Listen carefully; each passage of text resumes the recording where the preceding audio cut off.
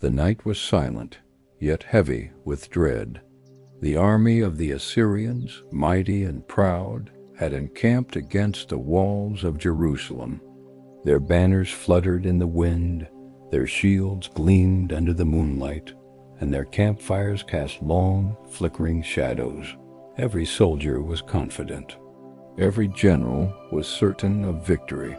They believed no force on earth or heaven could stop them. But they had not counted on the unseen. Inside the walls of Jerusalem, King Hezekiah walked the corridors of his palace, his mind weighed with fear and prayer. His city was small, his army weak, and his enemies countless. The threat was overwhelming. Every whisper of the wind seemed to carry the laughter of the Assyrians, mocking, cruel, relentless. And yet Hezekiah did what seemed impossible. He turned his eyes to God. He sent a message to the prophet Isaiah, seeking guidance, seeking hope, seeking a promise that the God of Israel could protect them. And in the silence of that moment, a plan, far beyond human understanding, began to unfold. The Assyrian king, Sennacherib, slept in his tent, confident and arrogant. He had surrounded Jerusalem on all sides, cutting off every road, every supply, every hope.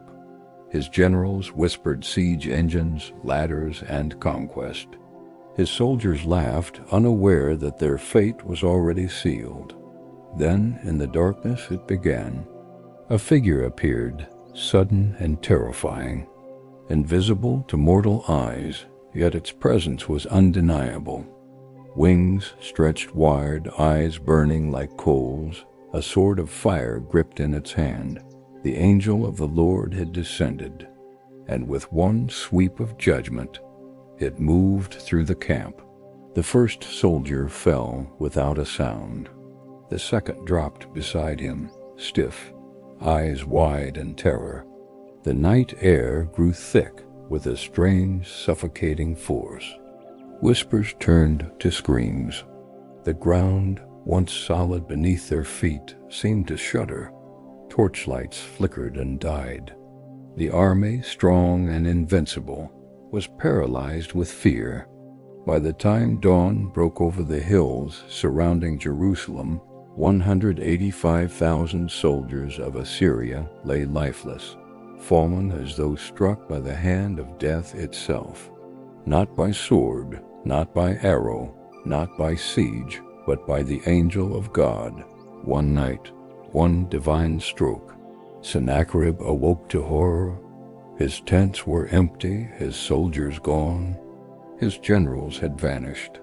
His mighty army, the terror of nations, was nothing but a field of corpses. The king fell to his knees, screaming into the empty sky, begging for mercy, but none came. And God's message was clear. No power, no weapon, no wealth could stand against the will of the Almighty. In the city, Hezekiah knelt in awe, tears streaking his face. The prayers he whispered, trembling and desperate, had been heard. The city was safe. Jerusalem's walls remained untouched, its people unharmed. And yet, the memory of that night would linger forever, a dark, chilling reminder of divine justice and overwhelming power. The story spread throughout the lands. Nations whispered it in fear. Kings trembled at the thought of the God who sent his angel to execute judgment in a single night. And the angel, silent and unseen, returned to the heavens, leaving behind a field of death and a tale that would echo through generations. No sword could carve it. No army could challenge it. One night, one angel, 185,000 souls.